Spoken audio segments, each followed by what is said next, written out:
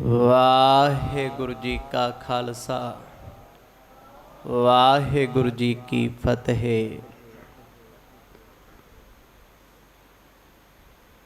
सतगुरां दे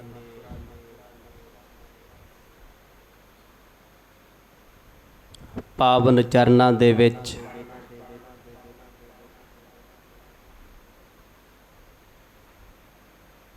अत दी गर्मी विच दूरों नेड़ियों चल के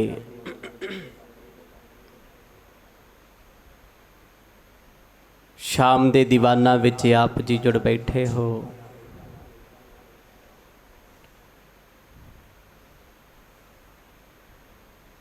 सुभागड़ा समा प्राप्त होया।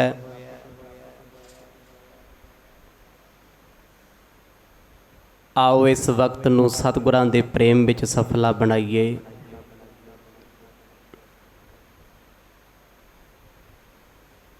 गरीब नवाज पातशाह जी दे वरताए होए चोजां दे विचों आप जी ने सरवण कीता सी।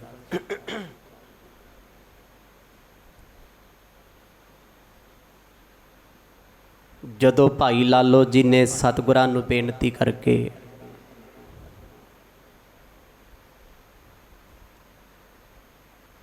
एक महीना एमनाबाद विच रहण लई मना लिया।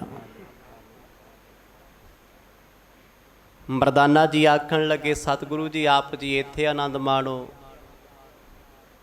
मैं इस समय दौरान राए भोए दी तलवंडी पिंड फेरी पाया होना, नाले घर परिवार नूं दस आवांगा मैं तुहाडे नाल हां, तुसीं दसो की सुनेहा देना है। मुस्कुरा करके सतगुरु कहंदे मरदानिया जिवें देख रहे उवें जाके दस दी। भाई मरदाना सतगुरां तो आग्या लैके अपने पिंड आ गए। उधर भाई लालो जी दिन रात सतगुरां की सेवा करते ने, सारा दिन अपनी धर्म की किरत करते ने, रात भर चरण दबाउंदे आ, पखा झुलदे आ। दीन दुनिया के मालक सतगुरु दिने दिने जंगलों में रहिंदे ने, रात वेले आराम करन आउंदे आ। बड़िया लोगों ने निंदिया की, बड़िया ने बड़ा कुछ बोलिया, पर मेरे सतगुरु अपने आनंद विच रहिंदे आ। भाई लालो नूं सतगुरां ने आत्मक उपदेश बख्शिया, राग द्वैक तो ऊंचा कर दिता। सिख भी बेपरवाह हो गया। इन्हां सारे प्रसंगां नूं आप जी ने बड़े विस्तार ते प्रेम नाल सरवण कीता है। आओ कुछ समा मन चित बिरतियां नूं एकाग्र चित बनाइए। पाओ प्रेम दी सांझ गज वज के आखो जी सतनाम श्री वाहिगुरु साहिब जी। सतनाम श्री वाहिगुरु साहिब जी।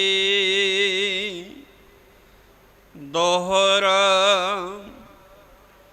श्री गुर चरण सरोज की, राज श्रृंखल गल पाए,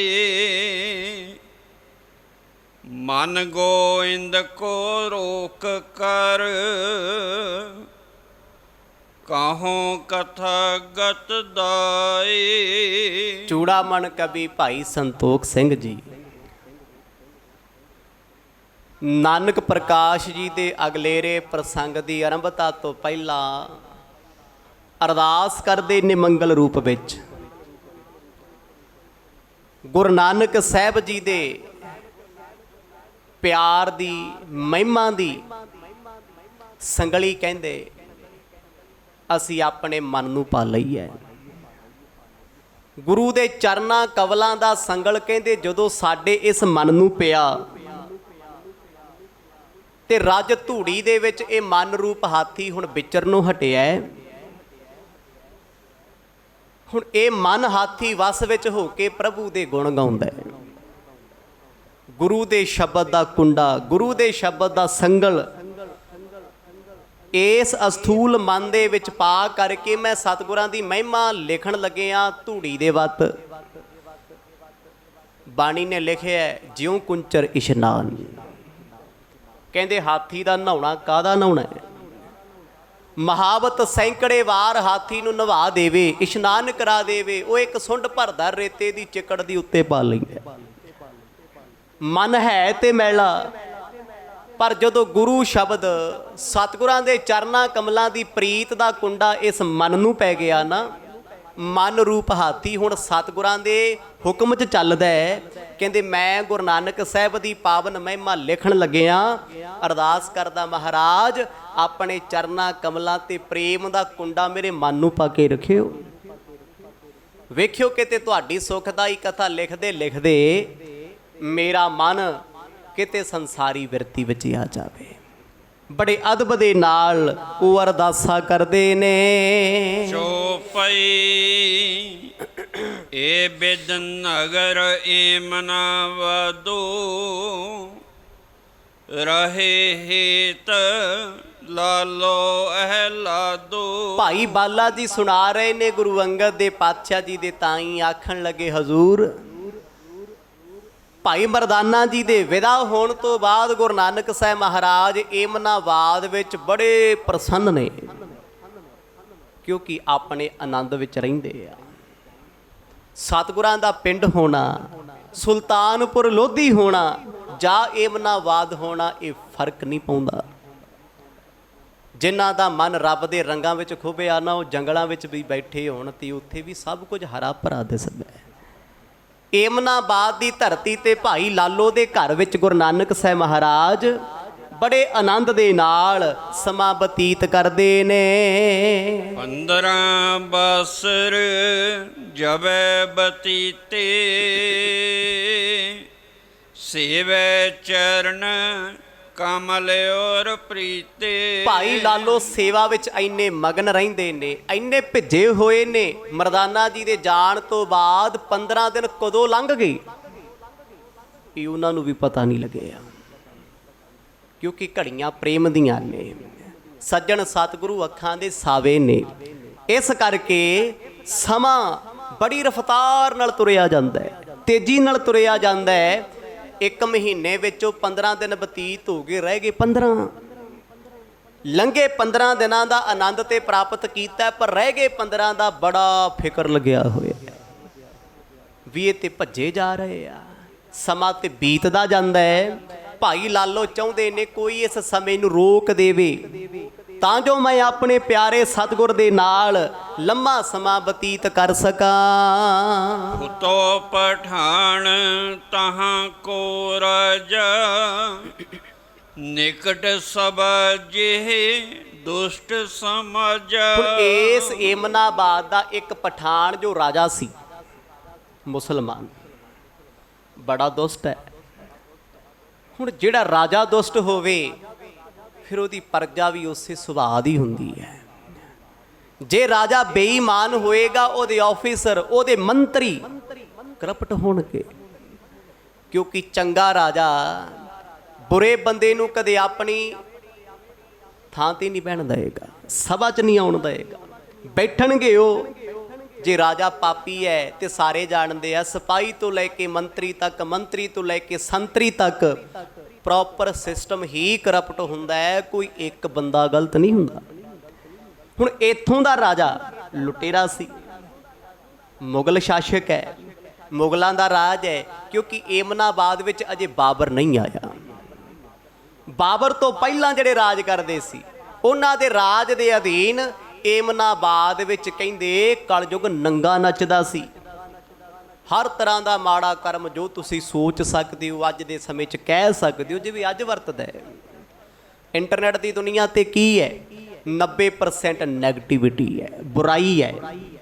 10% ਵੀ ਜ਼ਿਆਦਾ ਕਹਿਤਾ, ਜਿੱਥੇ ਚੰਗਿਆਈ ਮਿਲਦੀ ਹੋਵੇ, ਚੰਗੇ ਸੋਰਸ ਮਿਲਦੇ ਹੋਣ, ਬਸ ਉਦੋਂ ਏਮਨਾਬਾਦ ਵਿੱਚ ਇਹੀ ਕੁਝ ਸੀ। ਪਖੰਡ, ਵਹਿਮ, ਕਰਮ ਕਾਂਡ, ਵੇਸਵਾਗਾਮੀ, ਮਾੜੇ ਮਾੜੇ ਕਰਮ ਲੋਕੀ ਕਰਦੇ ਸੀ। ਇੱਥੋਂ ਦਾ ਰਾਜਾ ਬੜਾ ਅਯਾਸ਼ ਸੀ, ਅਯਾਸ਼ ਰਾਜਾ, ਨਿਤ ਦਾ ਪੱਕਾ ਸ਼ਰਾਬੀ ਹੈ। ਕਹਿੰਦੇ ਇਸ ਮੁਗਲ ਰਾਜੇ ਦੇ ਜਿੰਨੇ ਸਾਥੀ ਨੇ ਉਹ ਇਹ ਤੋਂ ਵੱਧ ਕੇ ਹਨ। ਇਹ ਮੰਤਰੀ ਥੋ ਖਤਰੀ ਕੋ, ਨਾਮ ਮਲਕ ਭਾਗੋ ਅਵਲੇਕੋ। ਹੁਣ ਉਸ ਰਾਜੇ ਦਾ ਇੱਕ ਮੰਤਰੀ ਜੋ ਖੱਤਰੀ ਜਾਤ ਵਿੱਚੋਂ ਹੈ, ਨਾਮ ਹੈ ਮਲਕ ਭਾਗੋ। ਭਾਗੋ ਨਾਮ ਹੈ, ਮਲਕ ਹੀ ਉਹਦੀ ਜਾਤ ਹੈ, ਮਲਕ ਹੀ ਉਹਦਾ ਗੋਤ ਹੈ। ਕਹਿੰਦੇ ਇਹ ਆਪਣੇ ਰਾਜੇ ਤੋਂ ਵੀ ਅੱਗੇ ਵੱਡਾ ਪਾਪੀ, ਕਿਉਂਕਿ ਰਾਜੇ ਮਹਾਰਾਜੇ ਮਲਾਈ ਖਾਂਦੇ ਆ।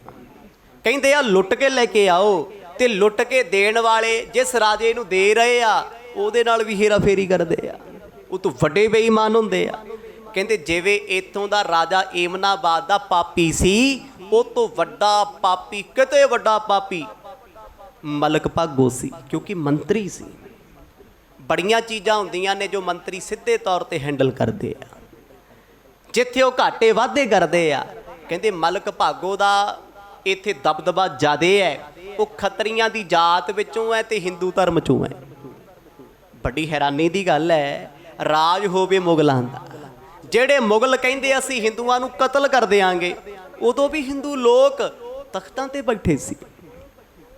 ਗੁਰੂ ਸਾਹਿਬ ਦੀ ਕਥਾ ਆਪ ਜੀ ਨੇ ਪਿੱਛੇ ਸੁਣੀ ਦਸ਼ਮੇਸ਼ ਪਾਤਸ਼ਾਹ ਜੀ ਦੀ। ਇੱਕ ਪਾਸੇ ਹਿੰਦੂਆਂ ਦੇ ਜੰਝੂ ਲਾਏ ਜਾਂਦੇ ਆ, ਗੁਰੂ ਤੇਗ ਬਹਾਦਰ ਸਾਹਿਬ ਮਹਾਰਾਜ ਉਹਨਾਂ ਦੇ ਹੱਕ ਵਿੱਚ ਜਾ ਖੜਦੇ ਆ, ਕੁਰਬਾਨੀ ਦੇ ਰਹੇ। ਤੇ ਦੂਜੇ ਪਾਸੇ 22 ਧਾਰ ਦੇ ਪਹਾੜੀ ਰਾਜੇ ਕੌਣ ਨੇ? ਹਿੰਦੂ ਨੇ, ਰਾਜ ਕਰ ਰਹੇ ਆ, ਉਹਨਾਂ ਦਾ ਕਿਸੇ ਨੇ ਜੰਝੂ ਨਹੀਂ ਲਾਇਆ। ਕਿਉਂ? ਕਿਉਂਕਿ ਇਸ ਦੇਸ਼ ਦੀ ਗੱਲ ਛੱਡੋ, ਇੱਥੇ ਗਰੀਬੀ ਨਹੀਂ ਮੁਕਾਈ ਜਾਂਦੀ, ਸਦਾ ਗਰੀਬ ਮੁਕਾਇਆ ਜਾਂਦਾ। ਆਖੋ ਸਤਨਾਮ। ਗਰੀਬ, ਗਰੀਬੀ ਕੌਣ ਖਤਮ ਕਰਦਾ ਹੈ? ਗਰੀਬਾਂ ਨੂੰ ਖਤਮ ਕੀਤਾ ਜਾਂਦਾ। ਹੁਣ ਉਹਨਾਂ ਸਮਿਆਂ ਦੇ ਵਿੱਚ ਵੀ ਲੁੱਟਾਂ ਖੋਹਾਂ, ਧਾੜਵੀ, ਚੋਰ, ਲੁਟੇਰੇ ਸਭ ਇੱਕੋ ਹੀ ਸੀ। ਚੋਰ ਕੋਈ ਅਲੱਗ ਥੋੜਾ ਹੁੰਦੇ ਆ। ਤੁਸੀਂ ਚੋਰ ਫੜਿਆ, ਪੁਲਿਸ ਨੂੰ ਫੜਾਤਾ, ਉਹਨਾਂ ਛੱਡ ਦੇਣਾ। ਕਿਉਂ? ਭਾਈਚਾਰਾ। ਆਖੋ ਸਤਨਾਮ। ਰਲੇ ਮਿਲੇ ਇਕੱਠੇ ਨੇ ਸਾਰੇ। ਕੋਈ ਕਿੱਡਾ ਵੀ ਕ੍ਰਿਮੀਨਲ ਕਿਉਂ ਨਾ ਹੋਵੇ, ਕਿੰਨੇ ਵੀ ਬੁਰੇ ਕੰਮ ਕਿਉਂ ਨਾ ਕਰਦਾ ਹੋਵੇ, ਰਾਜਨੀਤਿਕ ਬੰਦਾ ਤੇ ਜਿਹਨੂੰ ਸ਼ੈ ਹੋਵੇ, ਉਹ 1000 ਬੰਦਾ ਕਤਲ ਕਰਕੇ ਵੀ ਬਾਹਰ ਤੁਰਿਆ ਫਿਰਦਾ ਹੈ। ਤੇ ਆਮ ਜਿਹਾ ਬੰਦਾ ਬੇਗੁਨਾਹ ਹੋ ਕੇ ਵੀ ਸਾਰੀ ਜ਼ਿੰਦਗੀ ਸਾਬਤ ਕਰਦਾ ਰਹਿੰਦਾ ਮੈਂ ਕਸੂਰ ਨਹੀਂ ਕੀਤਾ। 20-20 ਸਾਲ ਕੱਟਦਾ ਕਈ ਵਾਰੀ। ਬੇਇਨਸਾਫੀ ਹੋ ਜਾਂਦੀ ਹੈ, ਹੋ ਰਹੀ ਹੈ ਤੇ ਹੋ ਰਹੀ ਸੀ ਪਹਿਲਾਂ ਵੀ। ਉਹਨਾਂ ਸਮਿਆਂ ਵਿੱਚ ਮਲਕ ਭਾਗੋ ਦਾ ਦਬਦਬਾ ਜ਼ਿਆਦਾ ਹੈ, ਕਿਉਂਕਿ ਇੱਥੇ ਏਮਨਾਬਾਦ ਵਿੱਚ ਜਿੱਥੇ ਮੁਸਲਮਾਨ ਜ਼ਿਆਦਾ ਵੱਸਦੇ, ਉੱਥੇ ਹਿੰਦੂ ਕਮਿਊਨਿਟੀ ਬਹੁਤ ਸੀ, ਪੰਡਤ ਲੋਕ ਬੜੇ ਸੀ, ਬ੍ਰਾਹਮਣ ਬੜੇ ਸੀ। ਹੁਣ ਸਾਰਿਆਂ ਦੇ ਉੱਤੇ ਰਾਜ ਕਿਹਦਾ ਹੈ? ਮਲਕ ਭਾਗੋ ਦਾ।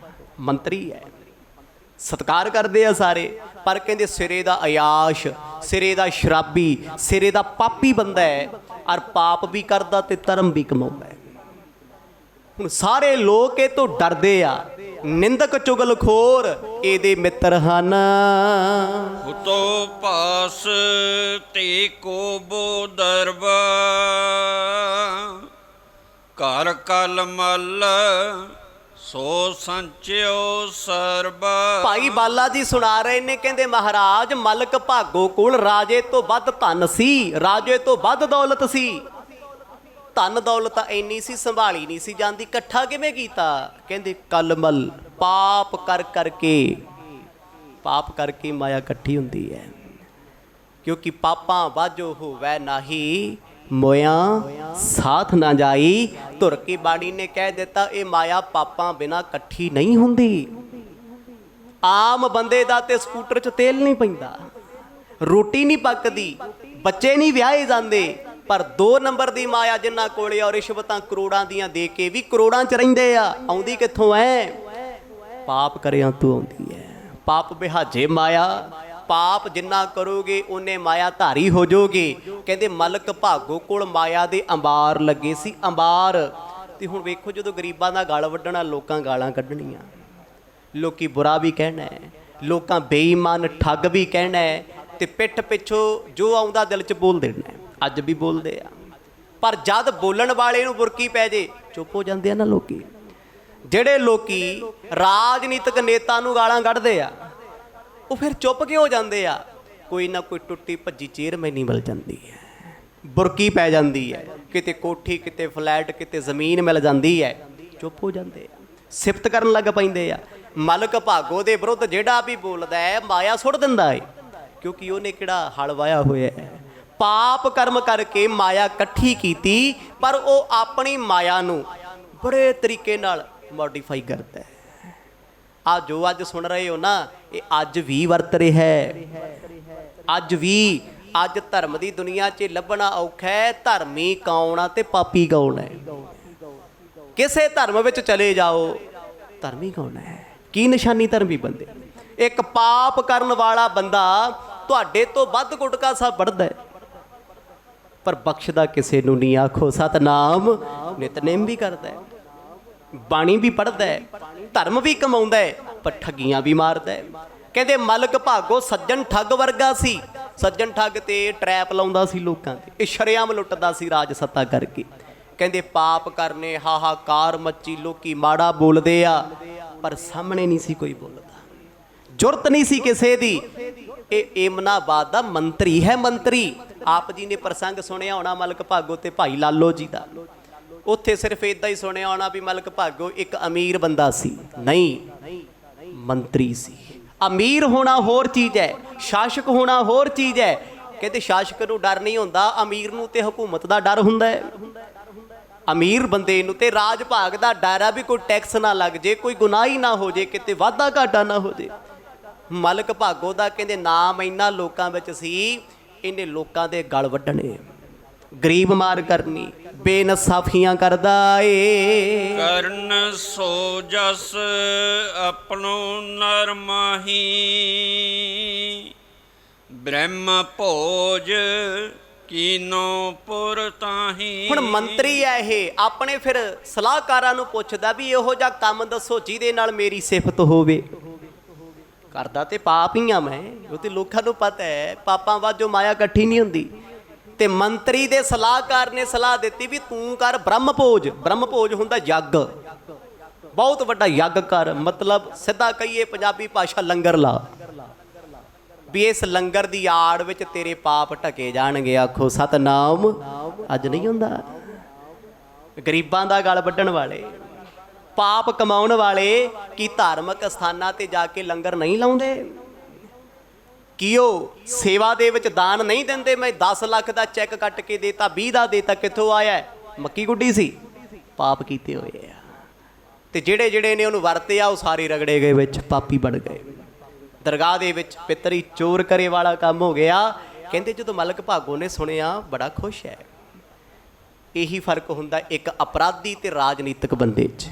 ਅਪਰਾਧੀ ਅਪਰਾਧ ਕਰੇ, ਪਾਪੀ ਪਾਪ ਕਰੇ, ਭੰਡਿਆ ਜਾਂਦਾ। ਰਾਜਨੀਤਿਕ ਬੰਦਾ ਲੱਖਾਂ ਲੋਕਾਂ ਨੂੰ ਮਾਰ ਕੇ, ਜੈਨੋਸਾਈਡ ਕਰਾ ਕੇ ਵੀ ਸਿੰਪਤੀ ਲੈ ਜਾਂਦਾ ਹੈ, ਕਿਉਂਕਿ ਉਹਨੇ ਇਹੋ ਜਿਹਾ ਕਰਮ ਕਰਨਾ। ਲੋਕੀ ਦਿਖਾਵਾ ਦੇਖਦੇ ਆ, ਲੋਕੀ ਤੁਹਾਡੇ ਪਾਪ ਥੋੜਾ ਦੇਖਦੇ ਆ। ਦੁਨੀਆ ਨੂੰ ਬਿਮਾਰੀ ਹੁੰਦੀ ਆ ਭੁੱਲਣ ਦੀ। 5 ਸਾਲ ਪਹਿਲਾਂ ਕਿਹਨੇ ਕੀ ਵਾਅਦਾ ਕੀਤਾ, ਲੋਕਾਂ ਨੇ 5 ਮਹੀਨਿਆਂ 'ਚ ਭੁੱਲ ਜਾਣਾ। ਇਸੇ ਕਰਕੇ ਹਕੂਮਤਾਂ ਦੀ ਸਿਆਸਤ ਹੁੰਦੀ ਹੈ, ਉਹ ਭਾਵੇਂ ਪੰਜਾਬ ਹੈ, ਯੂਪੀ ਹੈ, ਕੋਈ ਸਟੇਟ ਹੈ। 4.5 ਸਾਲ ਕੋਈ ਵਾਅਦਾ ਕਿਸੇ ਦਾ ਪੂਰਾ ਨਹੀਂ ਹੁੰਦਾ।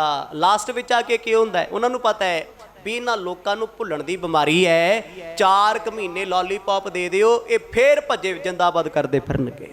ਭੁੱਲ ਜਾਂਦੇ 4 ਸਾਲਾਂ 'ਚ ਡਾਂਗਾ ਕਿਨੇ ਖਾਧੀਆਂ, ਲਾਸਟ ਵਿੱਚ ਯਾਦ ਆ ਜਾਂਦਾ। ਹੁਣ ਮਲਕ ਭਾਗੋ ਕਹਿੰਦੇ ਇਹਨੇ ਜੀ ਬ੍ਰਹਮ ਭੋਜ ਰੱਖ ਲਿਆ। ਬ੍ਰਹਮ ਭੋਜ ਬਹੁਤ ਵੱਡਾ ਸੀ, ਜਿਹਦੇ ਵਿੱਚ ਹਰ ਵਰਨ ਧਰਮ ਜਾਤ ਦਾ ਬੰਦਾ ਆਵੇ। ਉਹ ਕਾਹਦੇ ਲਈ ਕੀਤਾ? ਉਹਨੇ ਰੱਬ ਪਾਉਣ ਲਈ ਥੋੜੀ ਕੀਤਾ ਹੈ ਵੀ ਜਿਹੜਾ ਇੱਥੇ ਰੋਟੀ ਖਾ ਕੇ ਜਾਏ ਉਹ ਆਖੇ ਤੂੰ ਧੰਨ ਹੈ, ਤੂੰ ਦਾਨੀ ਹੈ। ਦੁਨੀਆ ਨੇ ਤੇ ਤੁਹਾਡਾ ਦਿਖਾਵਾ ਵੇਖਣਾ ਹੈ। ਸੋਹਣੇ ਕੱਪੜੇ ਪਾਓ, ਧਾਰਮਿਕ ਸਥਾਨਾਂ ਤੇ ਅੱਗੇ ਹੋ ਕੇ ਫੋਟੋਆਂ ਖਿਚਾਓ, ਲੋਕੀ ਤੁਹਾਡੀ ਸਹੁੰ ਨਹੀਂ ਖਾਂਦੇ। ਕਹਿੰਦੇ ਯਾਰ ਬੰਦਾ ਬੜਾ ਧਰਮੀ ਹੈ। ਇਹ ਧਰਮ ਦੀ ਆੜ ਵਿੱਚ ਪਾਪ ਕਿੰਨੇ ਕਰਦਾ ਉਹ ਵਾਹਿਗੁਰੂ ਜਾਣਦਾ। ਆਖੋ ਸਤਨਾਮ। ਨਿਰੰਕਾਰ ਜਾਣਦਾ ਇਹਨੇ ਧਰਮ ਵਰਤਿਆ ਕਿੰਨਾ। ਹੁਣ ਮਲਕ ਭਾਗੋ ਨੇ ਕਹਿੰਦੇ ਜੀ ਹੁਕਮ ਸੁਣਾਤਾ ਆਪਣਾ ਵੀ ਬਹੁਤ ਵੱਡਾ ਯੱਗ ਕੀਤਾ ਜਾਏਗਾ। ਕਿ ਪੁਰਾਣੇ ਸਮਿਆਂ 'ਚ ਯੱਗ ਕਰਦੇ ਸੀ ਲੋਕੀ, ਵੀ ਖੁੱਲਾ ਭੰਡਾਰਾ ਕਹਿ ਲਓ, ਵੀ ਜਿੱਥੇ ਕੋਈ ਖਾਣ ਪੀਣ ਦੀ ਤੋਟ ਨਾ ਆਵੇ। ਦਿਜ ਖਤਰੀ ਬਿਟ ਸ਼ੂਦਰ ਚਾਰੀ, ਸਭ ਕੋ ਦਿਓ ਅਮਤ ਪੁਕਾਰੀ। ਹੁਣ ਸਿਆਣਪ ਦੇਖੋ ਕਿੱਡੀ ਵੱਡੀ ਹੈ ਮਲਕ ਭਾਗੋ ਦੀ। ਹੁਣ ਬ੍ਰਹਮ ਭੋਜ ਕੇਵਲ ਬ੍ਰਾਹਮਣਾਂ ਨੂੰ ਕੀਤਾ ਜਾਂਦਾ ਹੈ, ਬ੍ਰਹਮ ਤੋਂ ਬ੍ਰਾਹਮਣ। ਪਰ ਇਹ ਕਹਿੰਦਾ ਮੈਂ ਚਾਰੇ ਵਰਨਾਂ ਦੇ ਲੋਕਾਂ ਨੂੰ ਕਰਨਾ। ਖੱਤਰੀ ਹੋਣ, ਬ੍ਰਾਹਮਣ ਹੋਣ, ਸ਼ੂਦਰ ਹੋਣ, ਵੈਸ਼ ਹੋਣ, ਇਹਨਾਂ ਵਿੱਚ ਹੀ ਸਾਰੀਆਂ ਜਾਤਾਂ ਆ ਜਾਂਦੀਆਂ। ਕਹਿੰਦਾ ਪੂਰਾ ਏਮਨਾਬਾਦ ਜਿੰਨਾ ਵੀ ਸ਼ਹਿਰ ਆ ਨਾ, ਮੈਂ ਸਾਰੇ ਸ਼ਹਿਰ ਦੇ ਲੋਕਾਂ ਨੂੰ ਇਕੱਠੀ ਰੋਟੀ ਕਰਨੀ ਹੈ। 36 ਪ੍ਰਕਾਰ ਦੇ ਭੋਜਨ। ਇਹ ਕੀ ਹੈ? ਲੋਕਾਂ ਨੂੰ ਘਰ ਦਾ ਲੂਣ ਖਵਾ ਕੇ ਕਾਣੇ ਕਰ ਦੇਣਾ। ਜਿਹਨੇ ਤੁਹਾਡਾ ਨਮਕ ਖਾਧਾ ਤੁਹਾਨੂੰ ਮਾੜਾ ਥੋੜਾ ਕਹੇਗਾ। ਤਰੀਕਾ ਸੀ, ਕਿਉਂਕਿ ਉਹਨੇ ਪਾਪ ਇੰਨੇ ਕਰ ਲਏ, ਪਾਪ ਵੱਧ ਇੰਨੇ ਗਏ, ਲੁੱਟਮਾਰ ਇੰਨੀ ਕੀਤੀ ਹੋਈ ਹੈ। ਸਲਾਹਕਾਰਾਂ ਨੇ ਸਲਾਹ ਦਿੱਤੀ, ਕਹਿੰਦੇ ਵੱਡਾ ਬ੍ਰਹਮ ਭੋਜ ਕਰੋ। ਇਹੋ ਜੀ ਤਸੱਲੀ ਲੋਕਾਂ ਦੀ ਕਰਾ ਦਿਓ ਭੋਜਨ ਛਕ ਕੇ। ਲੋਕੀ ਕਹਿੰਦੇ ਮੰਤਰੀ ਨੂੰ ਰਾਜਾ ਬਣਾਓ। ਆਵਾਜ਼ ਉੱਠੇ ਲੋਕਾਂ 'ਚ ਵੀ ਇਹ ਧਰਮੀ ਬੰਦਾ ਹੈ, ਇਹ ਸਭ ਦਾ ਸਤਿਕਾਰ ਕਰਦਾ ਏ। ਜਿਤੇ ਫਕੀਰਨ ਕੇ ਅਸਥਾਨਾ ਪਠ ਨਰ ਸਭਿੰਨ ਅਸਨ ਬਰ ਜਾਨਾ। ਹੁਣ ਮਲਕ ਭਾਗੋ ਨੇ ਧਿਆਨ ਇਸੇ ਪਾਸੇ ਕਰ ਲਿਆ ਜੀ, ਮੰਤਰੀ ਨੇ, ਵੀ ਲੋਕਾਂ 'ਚੋਂ ਸਿੰਪਤੀ ਲੈਣੀ ਹੈ, ਵਾਹ ਵਾਹ ਖੱਟਣੀ ਹੈ। ਇਹ ਤੁਹਾਡੇ ਹੱਥ 'ਚ ਹੈ। ਜਿੰਨੇ ਮਰਜੀ ਪਾਪ ਕਰੋ, 2 ਦਿਨ ਸੜਕ ਤੇ ਛਬੀਲਾ ਦਿਓ, 4 ਦਿਨ ਗਰੀਬਾਂ ਨੂੰ ਕੰਬਲ ਵੰਡ ਦਿਓ। ਮੈਂ ਕਹਿੰਦਾ ਲੋਕੀ ਦਾਨੀ ਦਾ ਟੈਗ ਲਾ ਦਿੰਦੇ, ਆਖੋ ਸਤਨਾਮ। ਕਹਿੰਦੇ ਯਾਰ ਕਿੱਡਾ ਪੁੰਨੀ ਬੰਦਾ, ਕਿੱਡਾ ਦਾਨੀ ਬੰਦਾ ਹੈ। ਫੋਟੋ ਵਿੱਚ ਕੰਬਲ ਫੜਾ ਕੇ ਬਾਅਦ 'ਚੋਂ ਭਾਵੇਂ ਇਕੱਠੇ ਕਰਕੇ ਝੋਲੇ 'ਚ ਪਾ ਲਓ, ਪਰ ਇੱਕ ਵਾਰ ਦਿਸੜੇ ਚਾਹੀਦੇ ਵੰਡੇ ਹੋਏ ਆ। ਇਹ ਦਾਨੀ ਹੈ। ਮਲਕ ਭਾਗੋ ਨੇ ਜੀ ਫਕੀਰਾਂ ਦੇ ਅਸਥਾਨਾਂ ਤੇ ਆਸ਼ਰਮਾਂ 'ਚ ਬੰਦੇ ਭੇਜੇ ਵੀ ਜਾਓ ਸੰਤਾਂ ਮਹਾਂਪੁਰਖਾਂ ਨੂੰ ਬੇਨਤੀ ਕਰੋ, ਫਲਾਣੇ ਦਿਨ ਦੁਪਹਿਰ ਤੋਂ ਬਾਅਦ ਤੁਹਾਡਾ ਭੋਜਨ ਸਾਡੇ ਘਰੇ। ਜਿਉਂ-ਜਿਉਂ ਕਿਸੇ ਨੂੰ ਆਮੰਤਰਣ ਮਿਲੇ, ਨਿਉਂਦਾ ਮਿਲੇ, ਹਰੇਕ ਬੰਦਾ ਆਪਣੇ ਆਪ ਨੂੰ ਖਾਸ ਸਮਝੇ ਵੀ ਲੈ ਮੈਨੂੰ ਮੰਤਰੀ ਨੇ ਬੁਲਾਇਆ, ਯਾਰ ਛੋਟੀ ਮੋਟੀ ਗੱਲ ਹੈ। ਸਾਧਾਂ ਨੂੰ ਕਹਿੰਦੇ ਰਾਸ ਆ ਗਿਆ, ਇੱਕ ਤੋਂ ਇੱਕ ਚਾਹ 'ਚ ਭੱਜੇ ਫਿਰਦੇ ਆ ਵੀ ਸਾਨੂੰ ਸਮੇਂ ਦੇ ਮੰਤਰੀ ਨੇ ਰੋਟੀ ਤੇ ਬੁਲਾਇਆ। ਇਹ ਛੋਟੀ ਗੱਲ ਅੱਜ ਦੇ ਸਮੇਂ 'ਚ। ਦੁਨੀਆ ਪੈਰ ਤੜਾਉਂਦੀ ਫਿਰਦੀ ਹੈ, ਲੋਕੀ ਧੱਕੇ ਖਾਂਦੇ ਫਿਰਦੇ। ਕਾਹਦੇ ਵਾਸਤੇ? ਟੁੱਟੇ ਜੇ ਲੀਡਰ ਨਾਲ ਫੋਟੋ ਆ ਜੇ। ਕੀ ਚੀਜ਼ ਹੈ? ਕਿਹੜੇ ਪਾਸੇ ਤੁਰੇ ਫਿਰਦੇ ਹੋ? ਕਦੇ ਕਿਸੇ ਨੇ ਕਿਹਾ ਵੀ ਸਾਡੇ ਘਰ ਗੁਰੂ ਗ੍ਰੰਥ ਸਾਹਿਬ ਮਹਾਰਾਜ ਆਏ ਆ, ਪਿਆਰਿਆ ਜਦੋਂ ਮੈਂ ਸਤਿਗੁਰਾਂ ਦਾ ਸਰੂਪ ਸੀਸ ਤੇ ਲਿਆ ਹੋਵੇ ਤੇ ਮੇਰੀ ਉਹ ਫੋਟੋ ਖਿੱਚੋ ਤੇ ਮੈਂ ਉਹਨੂੰ ਡਰਾਇੰਗ ਰੂਮ 'ਚ ਵੱਡੀ ਕਰਕੇ ਲਾਵਾਂ। ਕੀਤਾ ਕਿਸੇ ਨੇ? ਧੰਨ ਗੁਰੂ ਗ੍ਰੰਥ ਸਾਹਿਬ ਮਹਾਰਾਜ ਸਾਡੇ ਘਰ ਆਏ, ਸੰਗਤ ਸਾਡੇ ਘਰ ਆਈ, ਡਰਾਇੰਗ ਰੂਮ 'ਚ ਵੱਡੀ ਫੋਟੋ ਲਾਈਏ, ਗੁਰੂ ਸਾਹਿਬ ਦਾ ਪ੍ਰਕਾਸ਼ ਹੋ ਰਿਹਾ। ਨਹੀਂ, ਸੜਿਆ ਜਾ ਲੀਡਰ ਸਾਰੀ ਦੁਨੀਆ ਲੁੱਟ ਕੇ ਖਾ ਗਿਆ। ਸਿਰੇ ਦਾ ਪਾਪੀ ਉਹਦੇ ਨਾਲ ਨਾ ਇਕੱਠੇ ਜਿਹੇ ਹੋ ਕੇ ਭਾਵੇਂ ਐਡਿਟ ਕਰਾ ਕੇ ਲਾਈ ਆ ਵੀ ਪਤਾ ਲੱਗੇ ਇਹਦੀ ਫਲਾਣੇ ਸਾਹਿਬ ਨਾਲ ਬਣਦੀ ਹੈ। ਦੱਸ ਕਿਹੜੇ ਪਾਸੇ ਭੇਡ ਚੱਲ ਤੁਰੀ ਫਿਰਦੀ ਹੈ। ਉਹਨਾਂ ਸਮਿਆਂ ਵਿੱਚ ਮਲਕ ਭਾਗੋ ਦਾ ਨਿਉਂਦਾ ਸੁਣ ਸੁਣ ਕੇ ਸਾਧ ਮੱਛਰ ਗਏ, ਖੁਸ਼ ਹੋਏ ਫਿਰਦੇ ਆ। ਪਰ ਉਹਨੇ ਸਾਰਿਆਂ ਨੂੰ ਹੀ ਭੇਜਿਆ ਸੀ, ਕਿਸੇ ਇੱਕ ਨੂੰ ਨਹੀਂ। ਉਹ ਕਹਿੰਦਾ ਕੋਈ ਰਹਿ ਹੀ ਨਾ ਜਾਏ, ਕਿਸੇ ਵਰਨ ਦਾ ਵਿਅਕਤੀ ਰਹਿ ਨਾ ਜਾਵੇ ਜੋ ਮੇਰੇ ਲੰਗਰ ਵਿੱਚ, ਮੇਰੇ ਭੋਜ ਵਿੱਚ ਆ ਕੇ ਭੋਜਨ ਨਾ ਕਰੇ। ਇਹ ਇੱਕ ਤਰੀਕਾ ਹੁੰਦਾ ਹੈ, ਇੱਕ ਤਕਨੀਕ ਹੁੰਦੀ ਹੈ। ਅੱਜ ਜਿੰਨੀਆਂ ਸਕੀਮਾਂ ਦੀਆਂ ਚੱਲਦੀਆਂ, ਆਟਾ ਦਾਲ ਚਾਹ ਪੱਤੀ ਐਰਾ ਵਗੈਰਾ, ਕੀ ਹੈ ਇਹ? ਲੋਕਾਂ ਨੂੰ ਇਕੱਠੇ ਕਰਨ ਦਾ ਤਰੀਕਾ ਹੁੰਦਾ ਹੈ। ਇਹਨਾਂ ਨੂੰ ਚਾਟ ਤੇ ਲਾ ਦਿਓ, ਮੁਫਤਖੋਰੀ ਤੇ ਲਾ ਦਿਓ। ਜਿੱਦਣੇ ਮੁਫਤਖੋਰੀ ਤੇ ਲੱਗ ਕੇ ਕਮਾਉਣਾ ਹਟ ਜਾਣਗੇ, ਮੰਗਤੇ ਬਣ ਜਾਣੇ। ਆਖੋ ਸਤਨਾਮ। ਬਣਾਉਂਦੇ ਆ, ਨੌਕਰੀ ਦਿੰਦਾ ਕੋਈ? ਉਹਨਾਂ ਸਮਿਆਂ ਵਿੱਚ ਇਹੀ ਕੁਝ ਕੀਤਾ ਗਿਆ। ਮਲਕ ਭਾਗੋ ਨੇ ਫਕੀਰ, ਸਾਧੂ, ਦਰਵੇਸ਼, ਪੰਡਤ, ਬ੍ਰਾਹਮਣ, ਖੱਤਰੀ ਸਾਰਿਆਂ ਨੂੰ ਸੱਦਾ ਗਿਆ ਜੀ। ਤੇ ਸੱਦਾ ਦੇਣ ਵਾਲੇ ਹੱਥ ਜੋੜ ਜੋੜ ਝੁਕ ਝੁਕ ਕੇ ਬੇਨਤੀਆਂ ਕਰਦੇ ਆ। ਜਿਹੜਾ ਬੰਦਾ ਤੁਹਾਨੂੰ ਬਹੁਤਾ ਹੱਥ ਜੋੜ ਕੇ ਜੇ ਸਤਿ ਸ੍ਰੀ ਅਕਾਲ ਬੁਲਾਉਂਦਾ ਨਾ, ਝੁਕ ਝੁਕ ਕੇ, ਮਾਫ ਕਰਿਓ ਸਾਰੇ ਇਹੋ ਜਿਹੇ ਨਹੀਂ ਹੁੰਦੇ, ਅਸਲ ਵਿੱਚ ਉਹ ਬਹੁਤ ਕਪਟੀ ਹੁੰਦਾ। ਆਖੋ ਸਤਨਾਮ। ਕਪਟੀ ਬੰਦਾ ਨਾ ਬਹੁਤ ਮਿੱਠਾ ਬੋਲੇਗਾ ਤੁਹਾਡੇ ਨਾਲ। ਤੇ ਉਸ ਕਪਟੀ ਨੂੰ ਕਪਟੀ ਕਿਉਂ ਕਿਹਾ ਜਾਂਦਾ ਹੈ? ਉਸੇ ਦੀ ਆਵਾਜ਼ ਘਰੇ ਸੁਣਿਓ ਜਾ ਕੇ। ਆ ਜਿੰਨੀ ਗੁਰਦੁਆਰੇ 'ਚ ਮਾਈਕ ਦੀ ਆਵਾਜ਼ ਆ ਨਾ, ਇੰਨੀ ਆਵਾਜ਼ ਉਹਦੀ ਘਰੇ ਨੋਰਮਲ 'ਚ ਹੁੰਦੀ ਹੈ। ਉੱਚਾ ਬੋਲਦਾ, ਹਰੇਕ ਨੂੰ ਫਿੱਕਾ ਬੋਲਦਾ।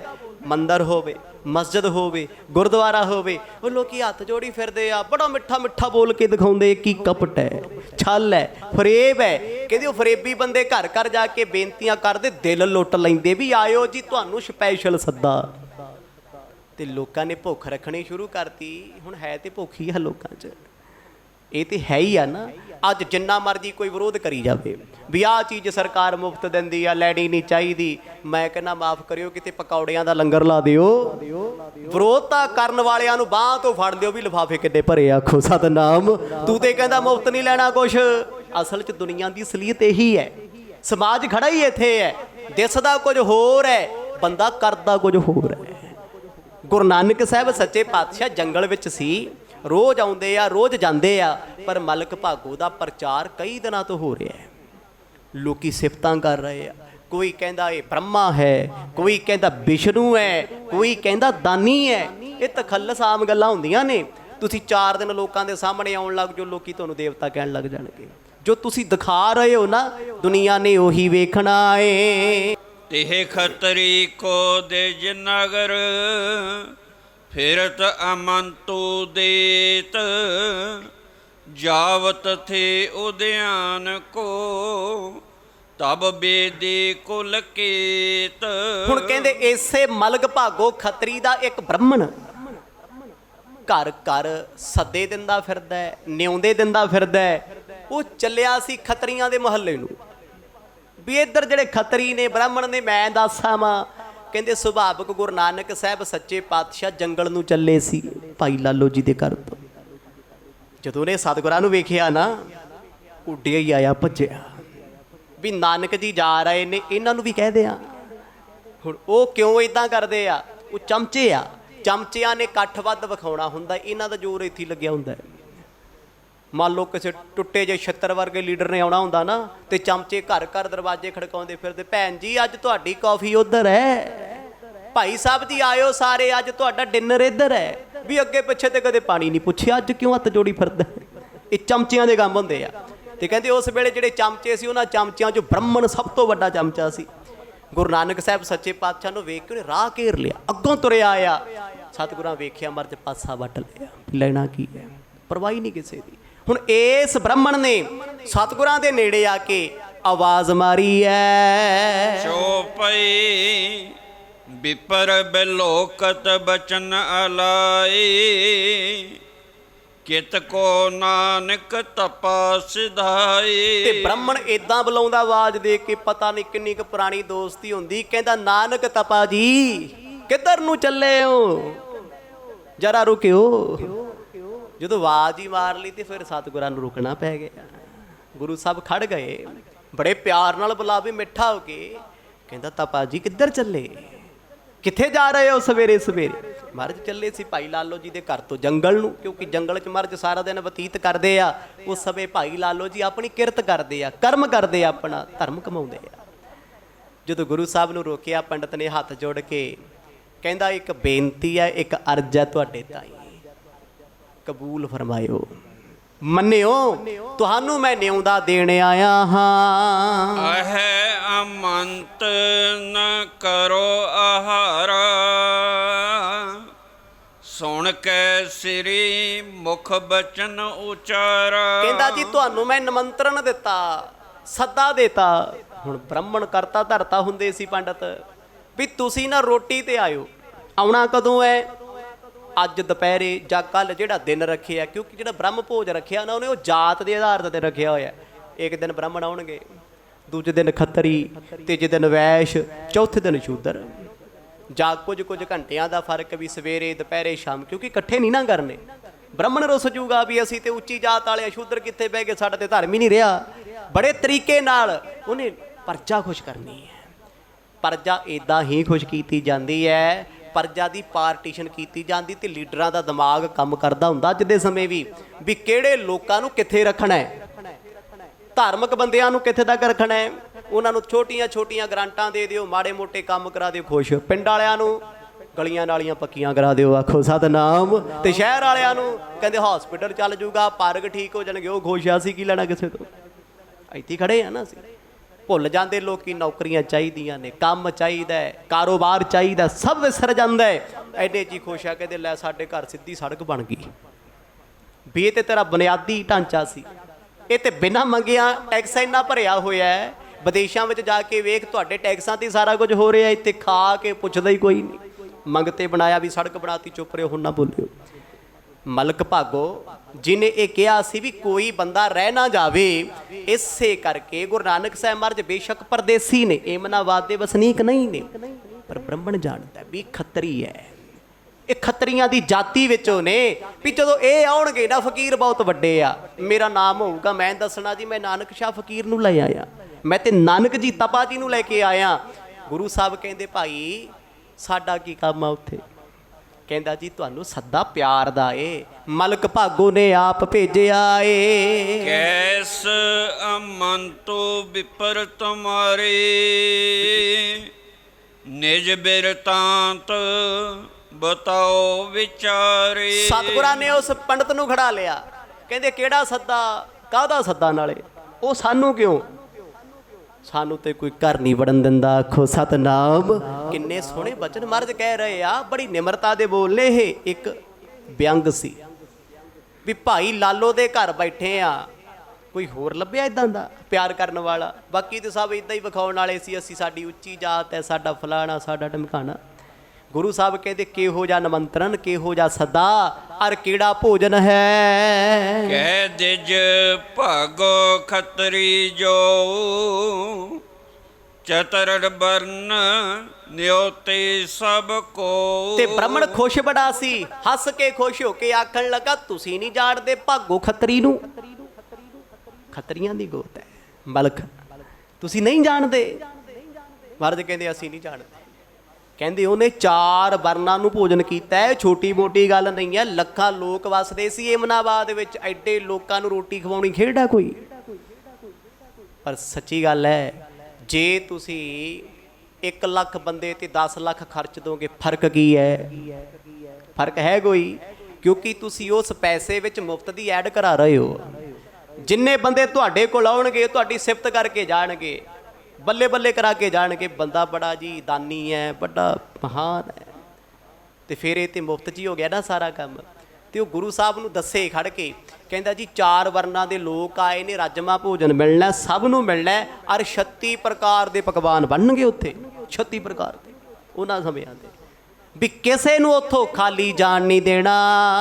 ਬ੍ਰਹਮ ਭੋਜ ਤਿਨ ਕੀਨ ਬਿਸਲਾ ਆਜ ਜਾਹੇ ਨਰ ਸਭ ਤੇ ਛਾਲਾ। ਬਹੁਤ ਵੱਡਾ ਬ੍ਰਹਮ ਭੋਜ ਕੀਤਾ। ਮਰਦ ਕਹਿੰਦੇ ਕਿਉਂ ਕੀਤਾ? ਕਹਿੰਦੇ ਜੀ ਉਹ ਧਰਮੀ ਬੰਦਾ ਹੈ, ਉਹਨੇ ਧਰਮ ਨੂੰ ਕਮਾਇਆ, ਦਸਵੰਧ ਕੱਢਦਾ ਉਹ, ਕਮਾਲ ਹੈ। ਜੇ ਮਲਕ ਭਾਗੋ ਧਰਮੀ ਹੈ, ਆਪਾਂ ਤੇ ਕਿਸੇ ਖਲ ਖੁੰਝੇ ਲਾ ਕੇ ਫਿਰ ਤਾਰੀ ਜਾਵਾਂਗੇ। ਆਖੋ ਸਤਨਾਮ। ਜੇ ਇਹੋ ਜਿਹੇ ਪਾਪੀ ਬੰਦੇ ਤਰ ਸਕਦੇ ਤੇ ਫਿਰ ਅਸੀਂ ਨਹੀਂ ਧਰਮੀ। ਹੁਣ ਮਲਕ ਭਾਗੋ ਦੇ ਪਰਥਾਏ ਇੱਕ ਧਰਮ ਦਾ ਠੇਕੇਦਾਰ ਕਹਿੰਦਾ ਬ੍ਰਾਹਮਣ, ਜਿਹਦੇ ਸਿਰ ਤੇ ਧਰਮ ਚੱਲਦਾ ਸਨਾਤਨ ਮਤ ਦਾ, ਕਹਿੰਦਾ ਜੀ ਉਹ ਧਰਮੀ ਪੁਰਸ਼ ਹੈ, ਇਹੋ ਜਿਹੇ ਕਾਰਜ ਕਰਦਾ ਰਹਿੰਦਾ ਹੈ, ਲੋਕਾਂ ਦੀ ਖੁਸ਼ੀ ਵਾਸਤੇ, ਜ਼ਮਾਨੇ ਦੇ ਭਲੇ ਵਾਸਤੇ ਉਹਨੇ ਜੱਗ ਕੀਤਾ। ਉਸ ਜੱਗ 'ਚ ਜਿੱਥੇ ਸਾਰੇ ਆਉਣਗੇ ਤੁਸੀਂ ਵੀ ਜ਼ਰੂਰ ਆਇਓ। ਆਇਓ ਅੱਜ ਦੁਪਹਿਰ ਤੋਂ ਬਾਅਦ, ਅੱਜ ਤੁਹਾਡਾ ਸਮਾਂ ਹੈ। ਕਹਿਓ ਗੁਰੂ ਹਮ ਕਿਨ ਕੇ ਮਾਹੀ ਹੈ ਦਰਵੇਸ਼ ਬਰਨ ਕੋ ਨਾਹੀ। ਤੇ ਬ੍ਰਾਹਮਣ ਸੀ ਚਲਾਕ ਬੜਾ, ਚਲਾਕੀ 'ਚ ਖੁਸ਼ ਬੜਾ ਹੈ ਵੀ ਮੈਂ ਇੰਨੇ ਗਾਹ ਇਕੱਠੇ ਕਰ ਲਏ। ਇਹ ਤੇ ਲਿਸਟ ਬਣਾਉਣੀ ਆ ਨਾ ਉਹਨਾਂ ਨੇ ਜਾ ਕੇ, ਵੀ ਮੈਂ ਇੰਨਿਆਂ ਨੂੰ ਕਹਿਤਾ ਜੀ ਇੰਨੇ ਆਉਣਗੇ, ਸਾਡੇ ਵੱਲੋਂ ਇੰਨੇ ਆਉਣਗੇ। ਅੱਜ ਮੇਰੇ ਰੈਲੀਆਂ ਰੂਲੀਆਂ ਜਿਹੀਆਂ ਹੁੰਦੀਆਂ ਨੇ, ਇਕੱਠ ਜਾ ਕਿਉਂ ਦਿਸਦਾ ਹੁੰਦਾ ਹੈ? ਡਿਊਟੀ ਲਾਈ ਹੁੰਦੀ ਉਹ ਫਲਾਣੇ ਪ੍ਰਧਾਨਾ ਇੰਨੇ ਪਿੰਡਾਂ 'ਚੋਂ ਇੰਨੇ ਲੈ ਕੇ ਆਈ, ਇੰਨਿਆਂ 'ਚੋਂ ਇੰਨੇ। ਆਹੀ ਕੰਮ ਧਰਮ ਵਾਲਿਆਂ ਦਾ ਹੁੰਦਾ। ਕਿਤੇ ਬਹੁਤ ਵੱਡਾ ਦੀਵਾਨ ਹੋਵੇ ਨਾ, ਲੱਖਾਂ ਲੋਕ ਇਕੱਠੇ, ਡਿਊਟੀਆਂ ਲੱਗਦੀਆਂ ਨੇ ਉੱਥੇ MLA ਦੇ ਤਰੀਕੇ ਵਾਂਗ, ਵੀ ਇੰਨੇ ਪਿੰਡਾਂ 'ਚੋਂ ਇੰਨੀਆਂ ਟਰਾਲੀਆਂ ਫਲਾਣਾ ਸਿੰਘ ਤੇਰੀਆਂ। ਫਿਰ ਉਹਨੂੰ ਸਰੋਪਾ ਪਾਇਆ ਜਾਊ, ਬੋਲੇ ਸੋ ਨਿਹਾਲ, ਸਤਿ ਸ੍ਰੀ ਅਕਾਲ, ਇੰਨੀ ਸੰਗਤ ਆਈ, ਆਇਆ ਲੰਗਰ ਖਾਧਾ, ਰੌਲਾ ਪਾਇਆ, ਧਮੱਚੜ ਮਚਾਇਆ, ਘਰਾਂ ਨੂੰ ਕੌਣ ਕਿਹਨੂੰ ਪੁੱਛਦਾ? ਸਿਆਸਤ ਹੈ। ਕਹਿੰਦੇ ਮਲਕ ਭਾਗੋ ਬਾਰੇ ਮਹਾਰਾਜ ਕਹਿੰਦੇ ਅੱਛਾ, ਕਹਿੰਦੇ ਪੰਡਤ ਜੀ ਫਿਰ ਇਹ ਦੱਸੋ ਵੀ 4 ਵਰਨ ਬੁਲਾਏ ਆ, ਖੱਤਰੀ, ਬ੍ਰਾਹਮਣ, ਸ਼ੂਦਰ ਤੇ ਵੈਸ, ਪਰ ਸਾਡਾ ਵਰਨ ਕਿਹੜਾ? ਆਖੋ ਸਤਨਾਮ। ਅਸੀਂ ਖੇੜੇ 'ਚ। ਬ੍ਰਾਹਮਣ ਨੂੰ ਗੁੱਸਾ ਆ ਗਿਆ ਵੀ ਖੱਤਰੀ ਨੇ ਗੱਲਾਂ ਕਿਹੋ ਜਿਹੀਆਂ ਕਰਦੇ ਆ, ਉਹਨੇ ਤੇ ਖੱਤਰੀ ਜਾਣਿਆ ਨਾ, ਗੁਰੂ ਸਾਹਿਬ ਨੂੰ ਬੇਦੀ ਵੰਸ਼ ਹੈ। ਸਤਿਗੁਰ ਕਹਿੰਦੇ ਭਾਈ ਅਸੀਂ ਕਿਹੜੇ ਵਰਨ ਵਿੱਚੋਂ ਆ? ਖੱਤਰੀਆਂ, ਸ਼ੂਦਰਾਂ, ਵੈਸ਼ਾਂ, ਕਿਹੜੇ ਆ? ਜਰਾ ਸਾਨੂੰ ਵੀ ਦੱਸ ਦੇ। ਦੋਹਰਾ ਸੁਨ ਸਰੋਨਨ ਮੈਂ ਵਿਪਰ ਸੋ ਬਿਗਸਿਓ ਬਚਨ ਆਲਾਏ ਨਾਮ ਕੋ ਰਾਹੀ ਤੋਹੇ ਕੋ ਇਨ ਬਾਤਨ ਬਨ ਆਏ। ਸਤਿਗੁਰਾਂ ਦੇ ਬਚਨਾਂ ਨੂੰ ਸੁਣ ਕੇ ਨਾ ਪੰਡਤ ਹੱਸ ਪਿਆ, ਮਖੌਲ ਕਰਦਾ ਹੈ। ਕਹਿੰਦਾ ਨਾਨਕ ਜੀ ਇਹਨਾਂ ਗੱਲਾਂ ਕਰਕੇ ਲੋਕ ਤੁਹਾਨੂੰ ਕਰਾਈਆ ਕਹਿੰਦੇ। ਆਖੋ ਸਤਨਾਮ। ਆਈਓ ਗੱਲਾਂ ਕਰਕੇ ਤੁਸੀਂ ਕਰਾਈਓ, ਤੁਹਾਨੂੰ ਮੈਂ ਕਿਹਾ ਵੀ ਤੁਸੀਂ ਚੱਲ ਕੇ ਆਇਓ, ਤੁਹਾਨੂੰ ਸੱਦਾ ਦਿੱਤਾ, ਤੁਸੀਂ ਕਹਿੰਦੇ ਮੈਂ ਕਿਹੜਿਆਂ ਜਾਉਣਾ, ਮੇਰਾ ਵਰਨ ਕਿਹੜਾ ਹੈ। ਕਹਿੰਦੇ ਸੱਚੀ ਉਹ ਲੋਕ ਤੁਹਾਨੂੰ ਕੁਰਾਹੀ ਕਹਿੰਦੇ ਨੇ, ਕੁਰਾਈਆ ਕਹਿੰਦੇ ਨੇ, ਤੁਹਾਡੇ ਕੰਮ ਹੀ ਕੁਰਾਈਆਂ ਵਾਲੇ ਆ। ਹੱਸ ਕੇ ਕਹੇ ਰਮਜ ਵਿੱਚ ਗੁਰੂ ਸਾਹਿਬ ਨੇ, ਕਿਉਂਕਿ ਹਸਮੁਖ ਹੈ ਪੰਡਤ ਬੜਾ, ਉਹਨੇ ਤੇ ਫਿਰ ਹੱਸ ਕੇ ਲੋਕਾਂ ਨੂੰ ਇਕੱਠੇ ਕਰਨਾ ਨਾ। ਲੋਕ ਇਕੱਠੇ ਹੋ ਕੇ ਜਾਣਗੇ, ਦਿਖਾਵਾ ਦੇਖਣਗੇ, ਲੋਕ ਆਪ ਹੀ ਸਿਫਤਾਂ ਕਰਦੇ ਫਿਰਨਗੇ, ਦਾਨੀ ਹੈ, ਪੁੰਨੀ ਹੈ, ਵੱਡਾ ਏ, ਵੇ ਆ ਵੋ ਹੈ। ਕਹਿੰਦੇ ਗੁਰੂ ਸਾਹਿਬ ਨੂੰ ਨੇ ਰਮਜ ਵਿੱਚ ਆਖਿਆ, ਕਹਿੰਦਾ ਤੁਸੀਂ ਇਸੇ ਕਰਕੇ ਹੀ ਕੁਰਾਈਏ ਹੋ, ਮਾੜੇ ਹੋ, ਚੰਗੇ ਨਹੀਂ ਹੋ, ਕਿਉਂਕਿ ਤੁਸੀਂ ਕਿਸੇ ਨਾਲ ਖੁੱਲ੍ਹ ਕੇ ਦਿਲ ਦੀ ਗੱਲ ਕਰਦੇ ਨਹੀਂ। ਸੋ ਪਈ ਛੋਰੀ ਲੋਕ ਰੀਤ ਜਗ ਮਾਹੀ, ਭਇਓ ਨਾਮ ਇਉ ਤੋਹੇ ਕੁਰਾਹੀ। ਜਦੋਂ ਸਤਿਗੁਰਾਂ ਨੇ ਸੁਣ ਕੇ ਕੋਈ ਜਵਾਬ ਨਾ ਦਿੱਤਾ ਤੇ ਪੰਡਤ ਮੱਛਰਿਆ ਫੇਰ ਆਖੇ, ਕਹਿੰਦਾ ਜਗਤ ਦੀ ਲਾਜ ਛੱਡੀ ਐ, ਜੰਝੂ ਤੁਸੀਂ ਨਹੀਂ ਪਾਇਆ, ਜਨੇਊ ਤੁਹਾਡੇ ਪਾਇਆ ਨਹੀਂ ਹੋਇਆ, ਧਰਮ ਦੇ ਲੋਕਾਂ 'ਚ ਤੁਸੀਂ ਨਹੀਂ ਬਹਿੰਦੇ, ਵੇਦ ਤੁਸੀਂ ਨਹੀਂ ਪੜ੍ਹਦੇ, ਇਹ ਧਰਮ ਛੱਡ ਕੇ ਕਿਹੜੇ ਕੁਰਾਹੇ ਪਏ ਹੋਏ ਹੋ। ਉਹ ਲੋਕਾਂ ਨੇ ਸੱਚੀ ਉਹ ਤੁਹਾਡਾ ਨਾਮ ਕਰਾਈਆ ਚੰਗਾ ਹੀ ਰੱਖਿਆ। ਆਖੋ ਸਤਿਨਾਮ। ਬ੍ਰਾਹਮਣ ਕਹਿੰਦਾ ਗੁਰੂ ਨਾਨਕ ਸਾਹਿਬ ਮਹਾਰਾਜ ਨੂੰ, ਕਿਉਂ ਕਹਿੰਦਾ ਜੇ ਤੇ ਹੁੰਦਾ ਸਾਡੇ ਵਰਗਾ ਉਹਨੇ ਬਾਹਮਣ ਢਾ ਲੈਣਾ ਸੀ ਵੀ ਓਏ ਹੁਣ ਬੋਲ ਕੇ ਦਿਖਾ, ਫਿਰ ਹੁਣ ਕਹਿ ਕੇ ਦਿਖਾ, ਸ਼ੱਕ ਹੈ ਕੋਈ ਮੈਂ ਗਾਤਰਾ ਪਾਇਆ, ਮੇਰਾ ਵਰਗਾ ਸਿੱਖ ਨਹੀਂ ਕੋਈ। ਉਹ ਗੁਰੂ ਸਾਹਿਬ ਨੂੰ ਜਗਾਉਂਦਾ ਸੀ ਅੰਦਰੋਂ ਵੀ ਇਹਨਾਂ ਨੂੰ ਛੇੜਾਂ, ਇਹਨਾਂ ਨੂੰ ਸੇਕ ਲੱਗੇ ਵੀ ਮੈਂ ਖੱਤਰੀਆਂ, ਏਡੀ ਮਹਾਨ ਮੇਰੀ ਜਾਤ ਹੈ ਤੇ ਮੈਨੂੰ ਲੋਕ ਟਿਚਰਾਂ ਕਰਦੇ, ਕੁਰਾਈਆ ਕਹਿੰਦੇ ਆ ਜੀ। ਵੱਡੀ ਜਾਤ ਹੋਵੇ ਕਿਸੇ ਦੀ, ਉਹਨੂੰ ਕੋਈ ਛੋਟੀ ਜਾਤ ਦਾ ਨਾਂ ਲੈ ਦਿਓ, ਬੰਦਾ ਸੜ ਜਾਂਦਾ, ਮੈਨੂੰ ਕਹਿ ਕਿਵੇਂ ਗਿਆ ਤੂੰ, ਲੋਕਾਂ ਨੇ ਬਣਾਇਆ ਕੰਮ ਇਹ ਸਾਰਾ ਕੁਝ। ਸਤਿਗੁਰਾਂ ਨੂੰ ਕਹਿੰਦਾ ਤੈਨੂੰ ਲੋਕ ਤਾਈਓ ਕੁਰਾਈਆ ਕਹਿੰਦੇ ਆ, ਤੇਰੇ ਹਾਲਾਤ ਠੀਕ ਨਹੀਂ, ਤੇਰਾ ਸੁਭਾਅ ਠੀਕ ਨਹੀਂ, ਤੈਨੂੰ ਆਪਣੇ ਧਰਮ ਦਾ ਪਤਾ ਕੋਈ ਨਹੀਂ। ਬ੍ਰਹਮ ਭੋਜ ਮਿਹ ਜੀ ਨਹਿ ਆਵਹਿ, ਮਲਕ ਕਰੋਧ ਹਿਰਦੇ ਉਪਜਾਵਹਿ। ਬ੍ਰਾਹਮਣ ਕਹਿੰਦਾ ਮੈਂ ਤੁਹਾਨੂੰ ਕਹਿ ਚੱਲਿਆ, ਦੱਸ ਚੱਲਿਆ, ਜੇ ਤੁਸੀਂ ਨਾ ਬ੍ਰਹਮ ਭੋਜ ਵਿੱਚ ਨਾ ਆਏ, ਪਰ ਤੁਸੀਂ ਜਾਣਿਓ ਤੇ ਮਲਕ ਜਾਣੇ। ਆਖੋ ਸਤਨਾਮ। ਬਹੁਤ ਗੁੱਸੇ ਵਾਲਾ ਬੰਦਾ ਹੈ ਉਹ। ਲੈ ਦੱਸ, ਜਿਹੜਾ ਗੁੱਸੇ ਨਾਲ ਭਰਿਆ ਉਹ ਧਰਮੀ ਹੋ ਸਕਦਾ ਕਦੇ? ਧਰਮੀ ਬੰਦੇ ਨੂੰ ਤੇ ਗੁੱਸਾ ਹੀ ਨਹੀਂ ਆਉਂਦਾ, ਤੇ ਜਿਹ 'ਚ ਗੁੱਸਾ ਬੜਾ ਹੈ, ਮਾਫ ਕਰਿਓ, ਮੇਰੇ ਵਰਗਾ ਧਰਮੀ ਹੋ ਹੀ ਨਹੀਂ ਸਕਦਾ। ਆਖੋ ਸਤਨਾਮ। ਨਹੀਂ ਹੋ ਸਕਦਾ। ਕਹਿੰਦਾ ਮਲਕ ਨੂੰ ਜੇ ਗੁੱਸਾ ਆਇਆ ਨਾ, ਉਹਨੇ ਜਿਹੜੇ ਮਰਜ਼ੀ ਪਤਾਲ 'ਚ ਚਲੇ ਜਾਇਓ, ਉੱਥੋਂ ਵੀ ਲੱਭ ਲੈਣਾ ਏ। ਨਗਰ ਵਿਖੇ ਤੇ ਦੇ ਨਿਕਸਾਈ, ਤੁਮ ਜਾਨੋ ਮੈਂ ਕਹਿਓ ਸੁਣਾਈ। ਗੁਰੂ ਸਾਹਿਬ ਵੀ ਹੱਸ ਕੇ ਕਹਿੰਦੇ ਜੇ ਨਾ ਆਏ ਫਿਰ ਕੀ ਕਰੂਗਾ? ਕਹਿੰਦਾ ਨਗਰ 'ਚੋਂ ਧੱਕੇ ਮਾਰ ਕੇ ਕੱਢੂ ਉਹ, ਏਮਨਾਬਾਦ ਦਾ ਮਾਲਕ ਹੈ। ਸਤਿਗੁਰਾਂ ਨੂੰ ਕਹਿੰਦਾ ਪੰਡਤ, ਕਹਿੰਦੇ ਤੁਸੀਂ ਦੇਖਣਾ ਵੀ ਏਮਨਾਬਾਦ ਵਿੱਚ ਵਸਣਾ ਕਿ ਨਹੀਂ ਵਸਣਾ, ਰਹਿਣਾ ਕਿ ਨਹੀਂ ਰਹਿਣਾ। ਹੁਣ ਤੁਹਾਨੂੰ ਰਾਜੇ ਦਾ ਮੰਤਰੀ ਬੁਲਾਵੇ ਤੇ ਤੁਸੀਂ ਨਾ ਜਾਵੋ, ਤੁਸੀਂ ਹੋ ਕੌਣ ਜੋ ਨਹੀਂ ਜਾਂਦੇ? ਬ੍ਰਾਹਮਣ ਨਾਲੇ ਰੋਬ ਜਾ ਝਾੜੀ ਜਾਏ, ਨਾਲੇ ਹੱਸੀ ਜਾਵੇ, ਨਾਲੇ ਕਹੀ ਜਾਵੇ ਮੈਂ ਤੁਹਾਨੂੰ ਕਹਿ ਤਾ ਬਸ, ਅੱਗੇ ਤੁਹਾਡੀ ਮਰਜ਼ੀ ਆਉਣਾ ਨਹੀਂ ਆਉਣਾ।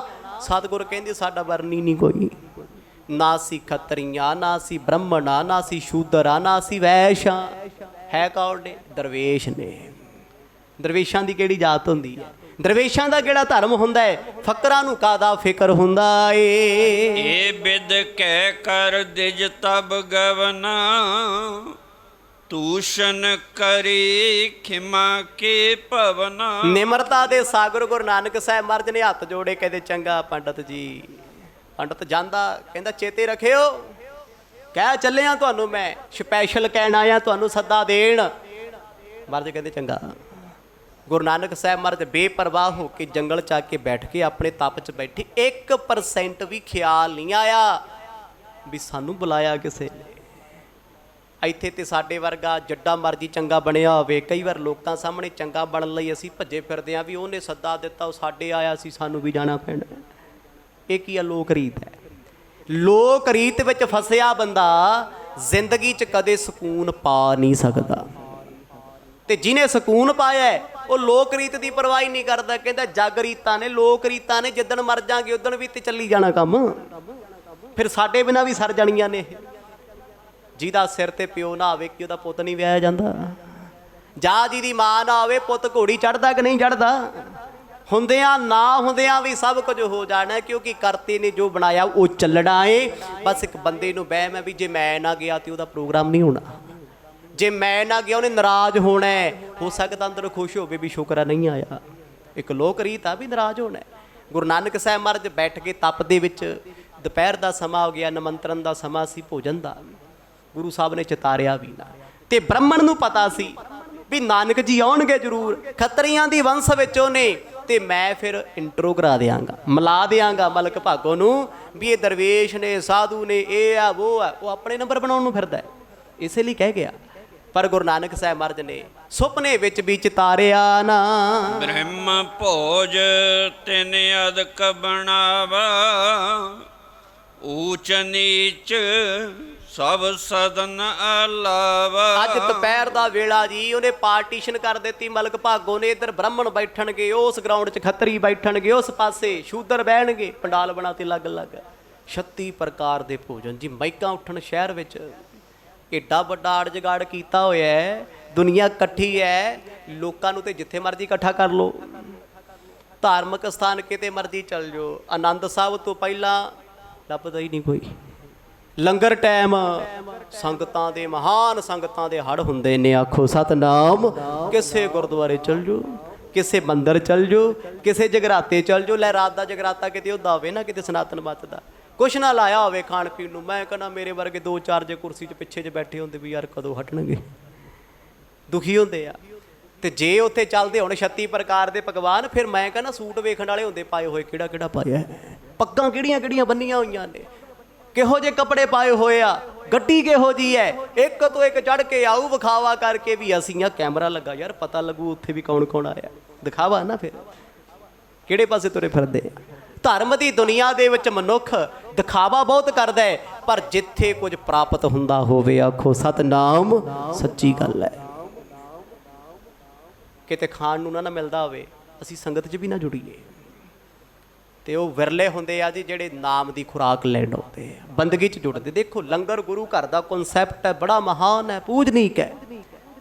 ਪਰ ਇਹ ਤਾਂ ਨਹੀਂ ਨਾ ਵੀ ਜੇ ਇਕੱਲਾ ਲੰਗਰ ਪੂਜਨੀਕ ਹੈ ਤੇ ਸੰਗਤ ਵਿੱਚ ਬਹਿ ਕੇ ਕਦੇ ਕੀਰਤਨ ਨਹੀਂ ਸੁਣਨਾ, ਕਦੇ ਪਾਠ ਨਹੀਂ ਸੁਣਨਾ, ਕਦੇ ਕਥਾ ਨਹੀਂ ਸੁਣਨੀ ਵੀ ਆਉਣਾ ਉਸੇ ਟਾਈਮ ਆ। ਸਾਡਾ ਟ੍ਰੈਡੀਸ਼ਨ ਚੱਲ ਪਿਆ, ਇੱਕ ਤਰ੍ਹਾਂ ਦਾ ਵਪਾਰ ਹੈ, ਟ੍ਰੈਂਡ ਆ ਸਾਡੇ 'ਚ ਅੱਜ ਬਣਿਆ ਹੋਇਆ। ਕੋਈ ਘਰੇ ਅਖੰਡ ਪਾਠ ਸਾਹਿਬ ਰਖਾਵੇ, ਰਾਗੀ ਸਿੰਘ ਲੱਗੇ ਹੁੰਦੇ ਕੀਰਤਨ ਕਰਨ, ਕੋਈ ਨਹੀਂ ਆਉਂਦਾ। ਜਦੋਂ ਪੜ੍ਹਤਾ ਨਾ ਆਨੰਦ ਭਇਆ ਮੇਰੀ ਮਾਂ ਏ, ਮੈਂ ਕਹਿੰਦਾ ਲਾਈਨਾਂ ਲੱਗੀਆਂ ਹੁੰਦੀਆਂ, ਪਿੱਛੇ ਕੌਣ ਹੁੰਦੇ ਆ ਉਹ, ਮੇਰੇ ਵਰਗੇ ਛਕਣ ਛਕਾਉਣ ਵਾਲੇ, ਆਖੋ ਸਤਨਾਮ। ਫਿਰ ਮਾਈਕਾਂ ਆਉਂਦੀਆਂ ਵੀ ਮਟਰ ਪਨੀਰ ਬਣਿਆ ਹੋਇਆ, ਭੁਰਜੀ ਵੀ ਬਣੀ ਹੋਈ ਆ, ਇੱਥੇ ਤੰਦੂਰੀ ਰੋਟੀ ਵੀ ਚੱਲਦੀ ਹੈ। ਉਹਨਾਂ ਸਾਰਾ ਕੁਝ ਗਿਣਿਆ ਹੁੰਦਾ, ਥਾਲ 'ਚ ਕੀ ਜਾ ਰਿਹਾ ਭੋਗ ਵਾਸਤੇ ਉਹ ਵੀ ਗਿਣਿਆ ਹੁੰਦਾ। ਬਿਰਤੀ ਖਾਣ ਦਾ ਕੀ ਹੈ ਨਾ। ਹੁਣ ਮਲਕ ਭਾਗੋ ਦਾ ਕਹਿੰਦੇ ਜਦੋਂ ਇਹ ਲੰਗਰ ਦਾ ਕੰਮ ਸ਼ੁਰੂ ਹੋਇਆ, ਲੱਖਾਂ ਲੋਕ ਇਕੱਠੇ ਹੋ ਕੇ, ਲੱਖਾਂ। ਇਹ ਕਿਉਂ ਇਦਾਂ ਸੁਣਾ ਰਹੇ ਨੇ ਕਵੀ ਜੀ ਸਾਰਾ ਕੁਝ? ਅਸਲ ਵਿੱਚ ਜੋ ਹੋਇਆ ਉੱਥੇ, ਇਹ ਸਭ ਕੁਝ ਸੁਣਾਉਣ ਤੋਂ ਬਾਅਦ ਪਤਾ ਲੱਗਣਾ ਮੇਰਾ ਬਾਬਾ ਨਾਨਕ ਕੀ ਹੈ, ਉਹ ਕਿਹਦੀ ਪਰਵਾਹ ਕਰਦਾ ਤੇ ਕਿਹਦੀ ਨਹੀਂ ਕਰਦਾ। ਲੱਖਾਂ ਲੋਕ ਆਏ, ਬ੍ਰਹਮ ਭੋਜ ਦੇ ਵਿੱਚ ਤਰ੍ਹਾਂ ਤਰ੍ਹਾਂ ਦੇ ਪਕਵਾਨ ਬਣੇ ਨੇ। ਕਰਿਓ ਜਾਇ ਕਰ ਖਾਨ ਆਹਾਰ, ਅਨਕ ਭਾਂਤ ਕਰ ਜੋ ਸਵਾਰ। ਤਰ੍ਹਾਂ ਤਰ੍ਹਾਂ ਦੇ ਭੋਜਨ ਲਾਏ ਗਏ, ਪੱਤਲ ਵਿਛਾਏ ਗਏ ਦੁਨੀਆ ਖਾਣ ਵਾਸਤੇ। ਮਜ਼੍ਹਬਾਂ ਧਰਮਾਂ ਜਾਤਾਂ ਦੀ ਬੈਠੀ, ਸਾਰੇ ਧਰਮਾਂ ਦੇ ਲੋਕ ਨੇ ਉੱਥੇ। ਹੁਣ ਸਨਾਤਨ ਮੱਤ ਦੇ ਵਿੱਚ ਇੱਕ ਗੱਲ ਬੜੀ ਵੱਡੀ ਆ, ਅੱਜ ਵੀ ਸਾਧੂਆਂ 'ਚ ਜਾ ਕੇ ਵੇਖੋ, ਅਖਾੜਿਆਂ 'ਚ ਜਾ ਕੇ ਵੇਖੋ, ਨਿਰਮਲੇ ਪੰਥ 'ਚ ਜਾ ਕੇ ਵੇਖੋ। ਚਲੋ ਅੱਜ ਦੇ ਸਮੇਂ ਮੁਤਾਬਕ ਗੱਲ ਕਰੀਏ, ਜੇ ਤੁਸੀਂ ਪ੍ਰਸ਼ਾਦਾ ਛਕੋਗੇ ਉਹਨਾਂ ਨੇ ਇਕੱਲੇ ਇਕੱਲੇ ਨੂੰ 100-100 ਰੁਪਇਆ ਦੇਣਾ ਹੈ। ਜੇ 3 ਵੇਲੇ ਤੇ 3 ਵੇਲੇ ਦੇਣਾ ਹੈ। ਕੋਈ ਵੀ ਹੋਵੇ, ਆਨੰਦਪੁਰ ਸਾਹਿਬ ਦੀ ਧਰਤੀ ਤੇ ਹੋਲਾ ਮਹੱਲਾ ਹੁੰਦਾ ਨਾ, ਨਿਰਮਲੇ ਪੰਥ ਨੇ ਜਿਹੜੇ ਸਾਧੂ ਨੇ ਨਾ, ਉਹਨਾਂ ਦੇ ਅਖਾੜੇ ਆਉਂਦੇ ਆ, ਜਦੋਂ ਉੱਥੇ ਲੰਗਰ ਲੱਗਦਾ, ਤੁਸੀਂ ਮੈਂ ਕਹਿੰਦਾ ਟਰੱਕ ਭਰ ਕੇ ਲੈ ਜਾਓ ਸਾਰਿਆਂ ਨੂੰ, ਜਿਹਨੂੰ ਪ੍ਰਸ਼ਾਦਾ ਛਕਾਉਣਾ ਇਕੱਲੇ ਇਕੱਲੇ ਨੂੰ 500-500। ਹੁਣ ਐਡਰੈਸ ਨਾ ਪੁੱਛਿਓ ਕਿਤੇ, ਕਈਆਂ ਨੂੰ ਹੁੰਦਾ ਹੈ ਵੀ ਸਾਨੂੰ ਦੱਸ ਦਿਓ ਕਿਰਾਇਆ ਨਿਕਲ ਜੂਗਾ, ਖੋ ਸਤਨਾਮ, ਆਪਾਂ ਹੀ ਜਾ ਆਉਂਦੇ ਆ। ਚਲੋ ਉਹ ਵੀ ਦੱਸ ਦੇਣ। ਬਾਗ ਸ਼ਹੀਦਾਂ, ਸ਼ਹੀਦੀ ਬਾਗ ਹੈ ਨਾ ਜਿਹੜਾ, ਬਿਲਕੁਲ ਉਹਦੇ ਨਾਲ ਕਿਲ੍ਹਾ ਸਾਹਿਬ ਦੇ ਕੋਲੇ ਅਸਥਾਨ ਬਣੇ ਆ ਨਿਰਮਲੇ ਪੰਥ ਦਾ। ਤੇ ਉੱਥੇ ਜਿਹੜਾ ਲੰਗਰ ਚੱਲਦਾ ਉਹਨਾਂ ਸਾਰੀ ਸੰਗਤ ਨੂੰ, ਬੱਚਾ ਹੋਵੇ ਬਜ਼ੁਰਗ ਹੋਵੇ, ਉਹਨਾਂ ਥਾਲ ਵਿੱਚ ਮਾਇਆ ਰੱਖਣੀ ਹੈ। ਇਹ ਮਰਿਆਦਾ ਹੈ, ਉਹਨਾਂ ਦੀ ਰਵਾਇਤ ਹੈ। ਇੱਥੇ ਮਲਕ ਭਾਗੋ ਨੇ ਉਹੀ ਕਰਨਾ ਹੈ। ਜਿੰਨੇ ਲੋਕ ਆਏ ਨੇ ਉਹਨੇ ਸਮੇਂ ਦੀ ਕਰੰਸੀ ਸਭ ਦੀਆਂ ਪੱਤਲਾਂ ਤੇ ਰੱਖੀ। ਤੇ ਹੁਣ ਮੈਂ ਕਹਿੰਦਾ ਜੀ ਜਿਹਨੂੰ ਦੰਦ ਕਸਾਈ ਮਿਲ ਗਈ ਉਹ ਕਿਵੇਂ ਗਾਲਾਂ ਕੱਢ ਜੂ, ਆਖੋ ਸਤਨਾਮ। ਉਹ ਤੇ ਲੜਨ ਨੂੰ ਜਾਊਗਾ, ਯਾਰ ਬੰਦਾ ਐਡਾ ਦਰਵੇਸ਼ ਆ, ਰੋਟੀ ਖਵਾਈ, ਪੈਸੇ ਦਿੱਤੇ, ਖਰਚਾ ਦਿੱਤਾ, ਕਰਤੀ ਨਾ ਸਿਫਤ ਲੋਕ। ਹੁਣ ਉਸ ਵੇਲੇ ਮਾਲਕ ਭਾਗੋ ਨੇ ਜਿਹਨੂੰ ਜਿਹਨੂੰ ਰੋਟੀ ਖਵਾਈ, ਮਾਇਆ ਦਿੱਤੀ ਨਾ, ਲੋਕੀ ਸਿਫਤਾਂ ਕਰਦੇ ਬਾਹਰ ਆਉਂਦੇ ਆ, ਕਹਿੰਦੇ ਧੰਨ ਦਰਵੇਸ਼, ਸਾਧੂ ਹੈ, ਮਹਾਂਪੁਰਖ ਹੈ, ਦਾਨੀ ਹੈ, ਤਪਸਵੀ ਹੈ, ਮਹਾਨ ਆਤਮਾ, ਸਮੇਂ ਦਾ ਨਾਇਕ ਹੈ। ਮਾਲਕ ਭਾਗੋ ਹੈ ਕੀ ਹੈ? ਠੱਗ ਹੈ, ਚੋਰ ਹੈ, ਲੁਟੇਰਾ ਹੈ। ਆਖੋ ਸਤਨਾਮ। ਬਣ ਕੀ ਗਿਆ? ਮਹਾਨ ਆਤਮਾ, ਪੁੰਨੀ ਆਤਮਾ, ਦਾਨੀ ਆਤਮਾ। ਸਮਾਂ ਸਮਾਪਤ ਹੈ, ਜਿਵੇਂ ਮਰਜ਼ ਕਿਰਪਾ ਕਰਨਗੇ। ਅਗਲੇ ਪ੍ਰਸੰਗਾਂ 'ਚ ਜੋ ਘਟਨਾਵਾਂ ਵਾਪਰਨਗੀਆਂ, ਖੇਡਾਂ ਵਾਪਰਨਗੀਆਂ ਗੁਰੂ ਸਾਹਿਬ ਦੀਆਂ, ਸਰਵਣ ਕਰਾਂਗੇ।